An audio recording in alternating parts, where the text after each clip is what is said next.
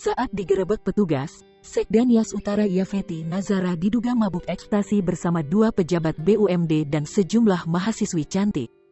Dari dalam ruangan yang ditempati Sekda Nias Utara Yafeti Nazara ditemukan 1 butir pil ekstasi dan 12 unit handphone. Di hadapan polisi, Yafeti Nazara mengaku telah memakan 1/4 butir pil ekstasi. Ronald Alexander Ginting mengaku memakan setengah butir pil ekstasi. Yuliman Aswir Zega memakan 1 butir. Sisanya termasuk para mahasiswi yang menemani para pejabat itu mabuk ada yang memakan setengah butir dan 1 butir. Untuk saat ini, Yafeti Nazara beserta 2 kroninya dikabarkan masih ditahan di sel sementara Polrestabes Medan.